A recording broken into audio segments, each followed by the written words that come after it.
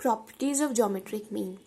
Now, properties are very important whenever we study any kind of mean because it will help us in solving the sums within a minute as well as to know where we can use it. Okay, so moving forward, we are studying the first property where any of the observation is 0, geometric mean becomes 0 itself. How? Because whenever we multiply 0 with any kind of number, be 2, 3 or any kind of huge number, it becomes 0 itself. Similarly, whenever any one of the observation is negative, the whole observation becomes imaginary number. How? Because whenever we take nth root of or root of any kind of number which is negative, it becomes imaginary number, which is quite difficult to explain. So this is kind of a disadvantage of geometric mean. So you have to keep in mind whenever you have observation with 0 as well as with negative number, you can't use geometric mean. Now the second property. The second property, whenever we take power of geometric mean, this power becomes nullified and you will get this result. I don't think there is much to explain here. Now moving forward to the third property where we have related y and x in such a manner, this becomes this equation. This equation denotes how y is related to x, where c is any constant. You can take any number in place of c and you can find this result and you can prove this result as well. Moving forward to the proof of this result, what this property states? This property says whenever we calculate geometric mean of y, it's similarly related to the geometric mean of x. Let's just see how. We have taken the geometric mean of x in this manner and y in this manner, where y is related to x in this manner. So what do you have to do? In place of y1, you have to replace cx1, just the way I have done. I am requesting all my viewers to take down your notebook and simultaneously copy these steps because it will clarify your thought process as well.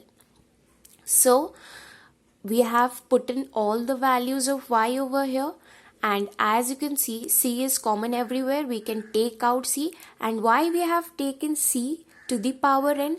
Because we have c at n number of times. I am requesting all my viewers to please watch my 10 Findas video because it will definitely help you in clarifying this multiplication and summation rules which we are using in arithmetic mean, geometric mean, or we are sooner going to use in harmonic mean. Okay, so we have taken c to the power n because c is multiplied n number of times and this n became cancelled and we have the constant c itself, and this is nothing but the geometric mean of x, which we have written here, and this proves our result. Geometric mean is similarly related. Why similarly related? Because y is related to x in this manner, so geometric mean of y and geometric mean of x is related to this manner itself. Okay.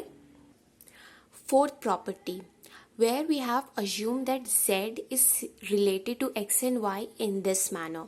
Okay, this property says whenever we calculate geometric mean of z, it's similarly related to the geometric mean of x and y.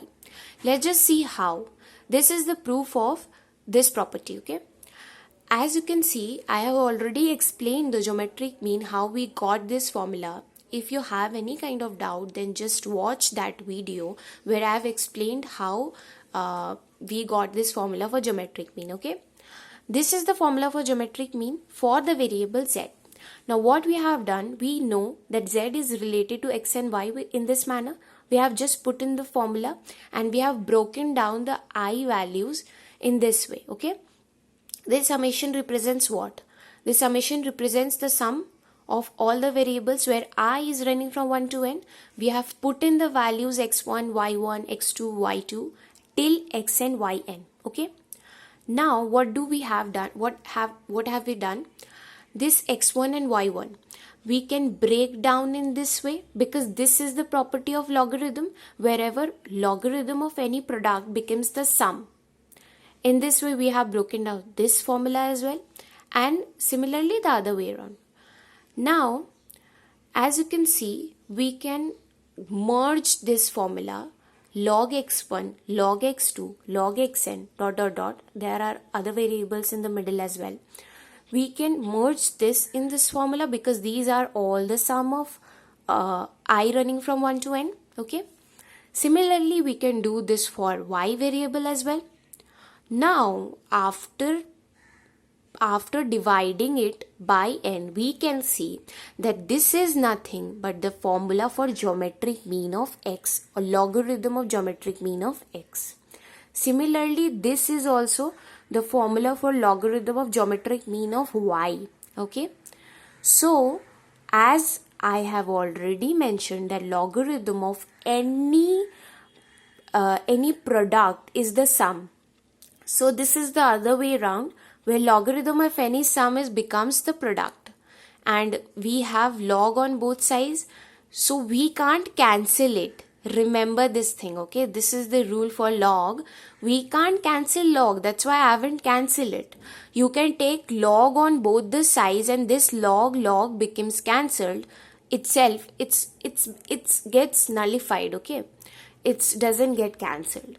So you got this formula where geometric mean of z is similarly related to geometric mean of x and geometric mean of y, where z is related to x and y in this way. Okay.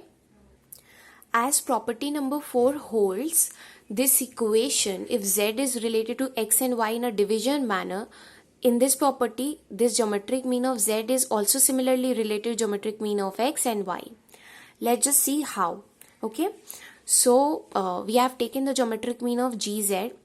I am requesting all my viewers to note this formula down and do the steps with me so that you don't get confused in every step.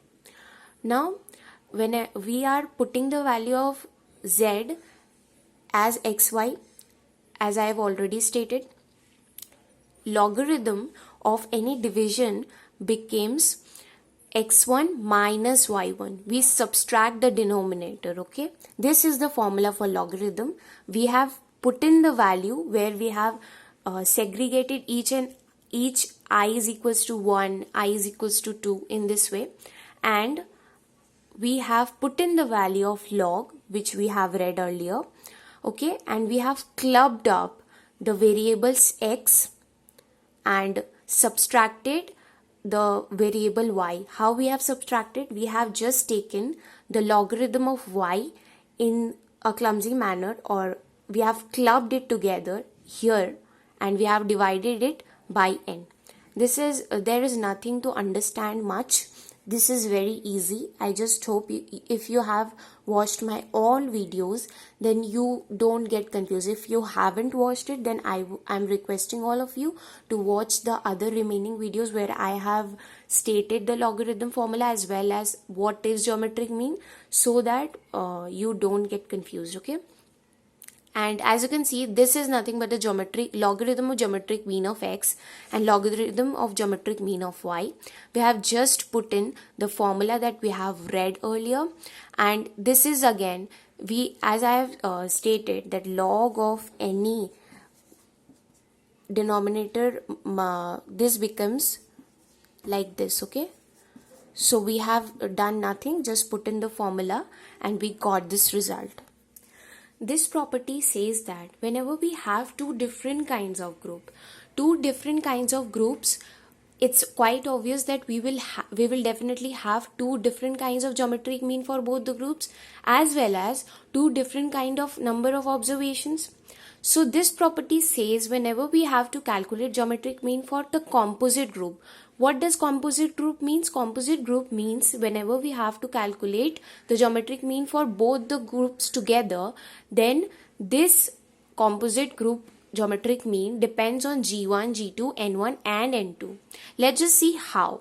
This is the proof where we have purposely taken x1i as the observation for the first group, x2i as the observation for the second group.